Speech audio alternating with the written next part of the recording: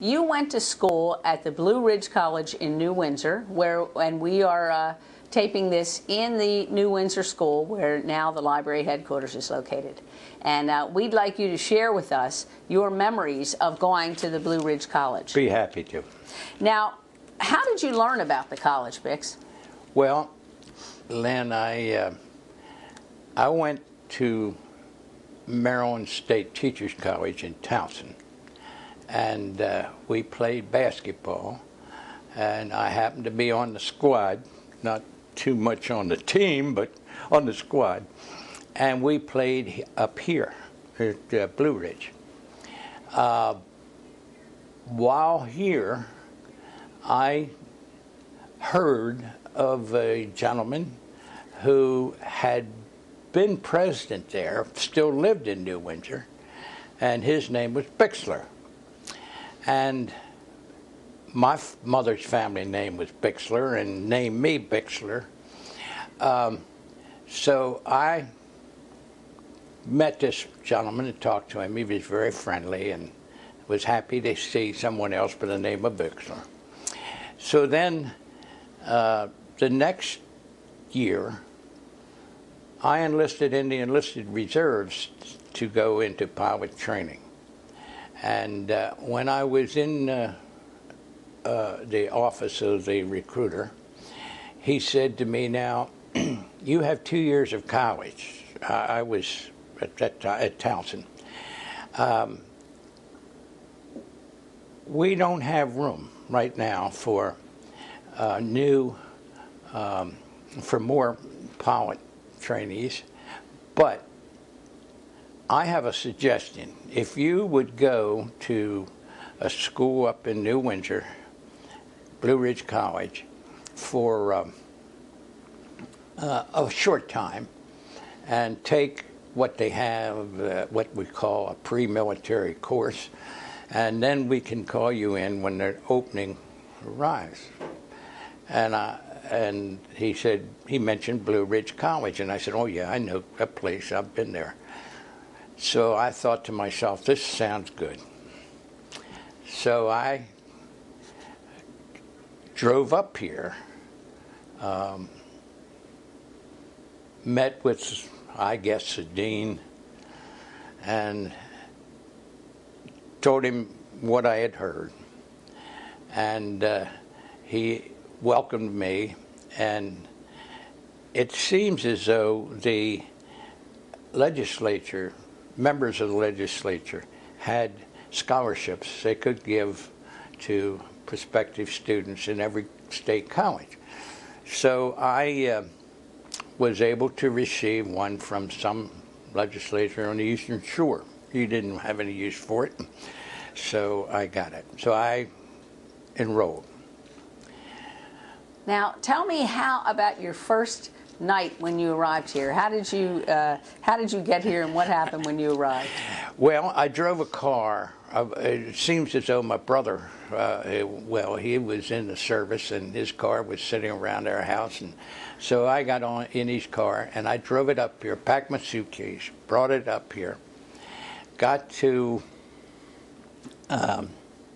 Blue Ridge campus, went into the registrar's office, and was assigned a room. I go over to the dormitory. I find no other men. I see a bunch of female students, but no men. So I go to my room, and I see that someone has already taken that bed over there, so I'll take this one. And I start unpacking. And when I got unpacked, pretty close to unpacked, someone rapped on the door, and it was a fellow student, and it was a guy from Salisbury, I think, no, Ocean City. And I said, where is everyone? He said, well, it's a custom. He says, the fellows got here earlier, and they all have gone down on the block in Baltimore. And I said, I'm sorry I missed that. But anyhow, he said, let's go eat. So he shows me where we can eat in the girls' in the dining hall was in the girls' dormitory, and we went to eat, and there was no one there, no men, except that other fellow and myself. We got finished eating. He says, let's go down to Pilsen's drugstore, which was next to the bank right on Main Street there.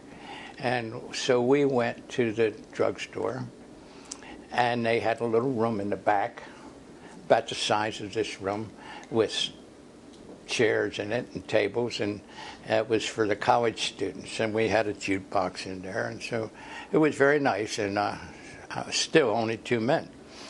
So we went back to the campus, and I went to bed.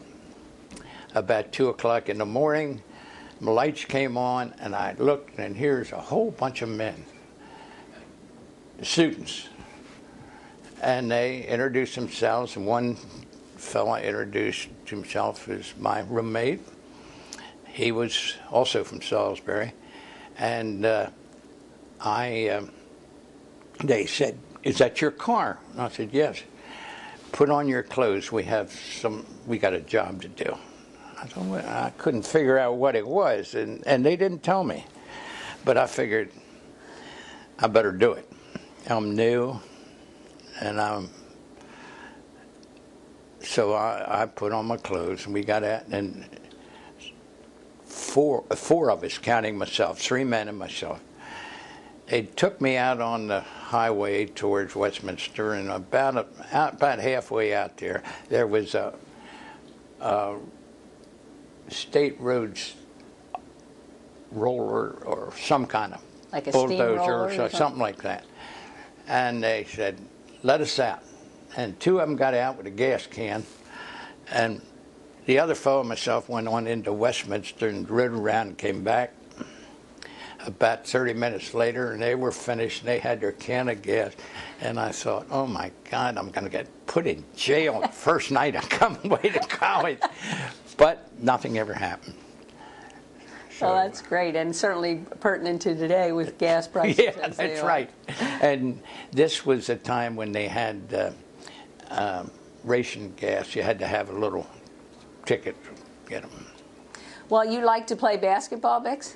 Yeah, I'd like to play. I wasn't much good, but I liked to play. And we had a gym here at the school, and we wanted to play, but the weather got cold, and we didn't have any heat.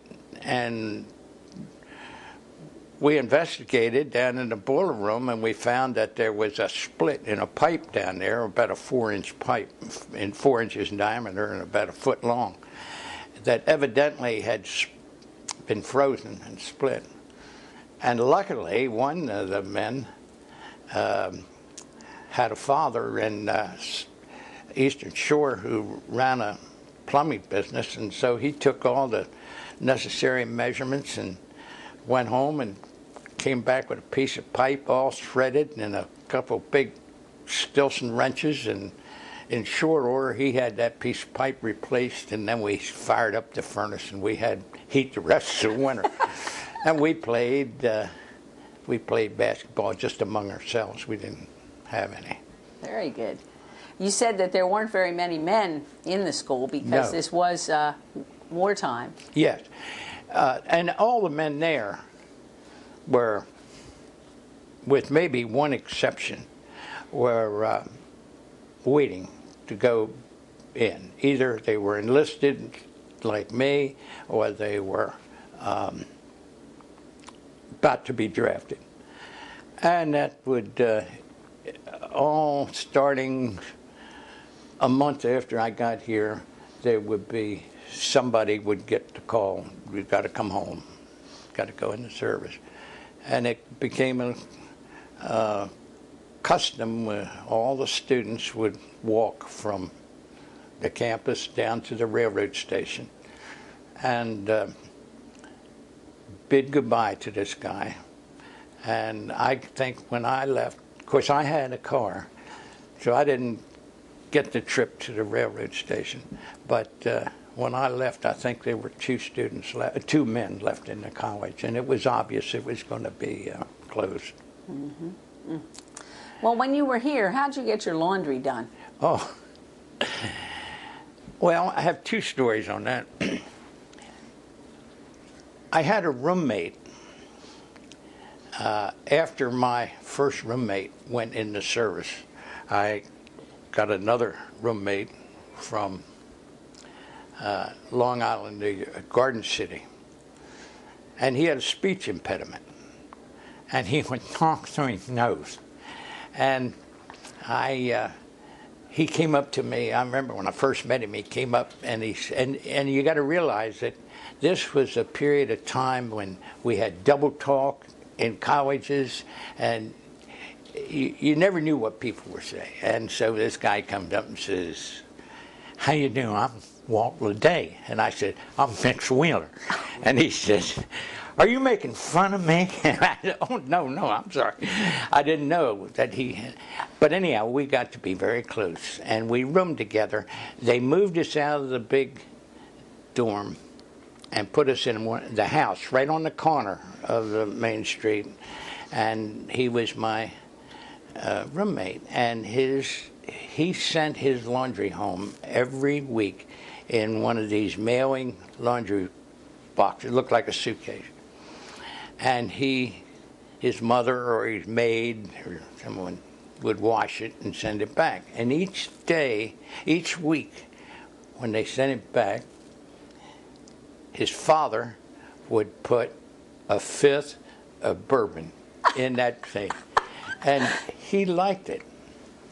But we were told that you could not have liquor in the rooms, and so he took a Wild Root hair tonic bottle and cleaned it out, and he'd pour the liquor into the bottle, and he set it on the dresser, and they'd come in and inspect the room, and it was all right, and every once in a while he'd come in and pick up a bottle and take a swig of it. But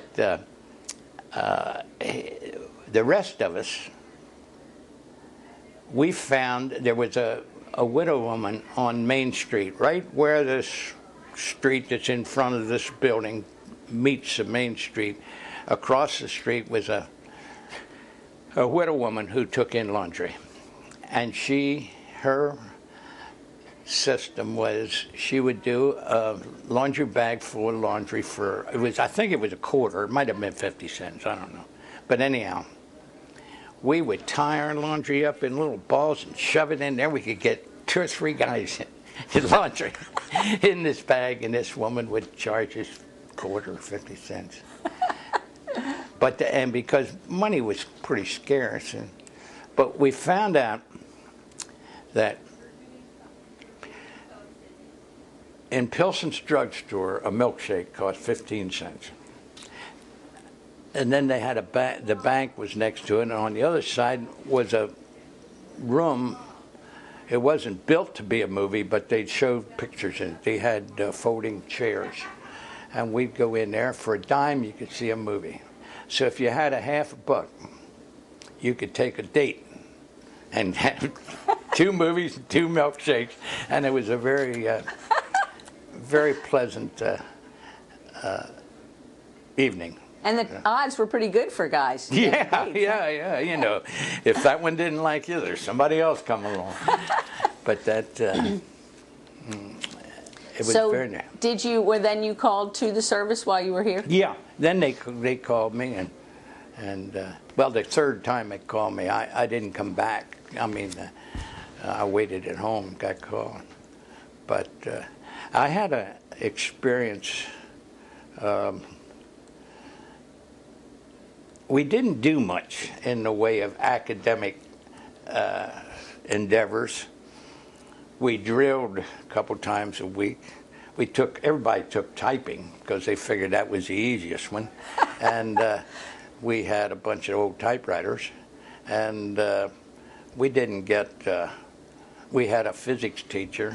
I remember I had a physics teacher. We had more, when I left, we had more professors than we had students because the professors were paid by the state for the year, and so they stayed on. Then they closed it up. And they were in, I